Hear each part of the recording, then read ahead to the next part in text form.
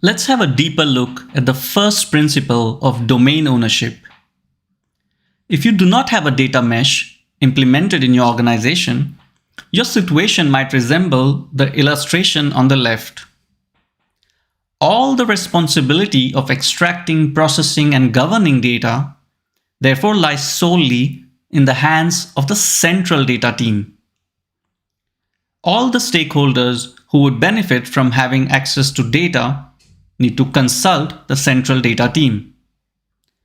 I think you must be aware how long it takes for access to data in such an organizational structure. The data mesh, on the other hand, relies on the principle of domain ownership of data. So you have the source domain, which is the organization that produces the data. And just to give you an example, this could be the product team that has created the microservices needed for running your web shop. Essentially, these are the people running the operational systems and maintaining the operational databases. Followed by the source domain is the consumer domain, and this is the organization that consumes the data for analytical purposes. So in this example, the data produced by the web shop is consumed by the marketing analytics team, who in turn create data products that will be consumed by the data consuming applications. And by that, I mean the dashboards or the business KPIs. The ownership of maintaining the source data lies with the source domain, and the ownership of maintaining the analytics data product lies with the consumer domain.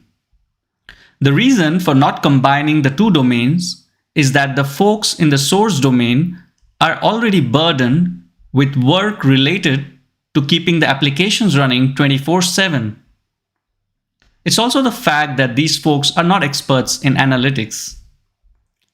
What we're doing here, in essence, is getting rid of the need for the central data team to make decisions and act on them. Now, if the source domain makes changes to their application and starts producing data in a different format, the consumer domain can directly communicate with them and decide on the course of action. Empowering this entire structure is the domain-agnostic data platform, which offers self-service tools to all the domains and data-consuming applications. There is thus still a need to have a central team whose responsibility now is to create automation and standard practices that empower the domain teams. So by doing so, the central team now acts as a facilitator and not as an inhibitor. What does it actually mean to promote data as a product thinking? To understand this, we need to outline the role of a data product owner. A data product owner has end-to-end ownership of maintaining the value of the data product. So let's assume you have a data product called consumer segmentation, which provides up-to-date information on the preferences, behaviors, and characteristics of, let's say, different groups of consumers who are actually buying your products. Here, the data product owner has the responsibility of maintaining the value of this product by coordinating with the participating domains and also the application owners. So if the web store is planning to make changes to the code which will impact the marketing analytics output, the data product owner of the consumer segmentation data product needs to take the lead to identify the issue and also help resolve it. The data product owners therefore need to be incentivized to maintain and also augment the value of the product that they are responsible for.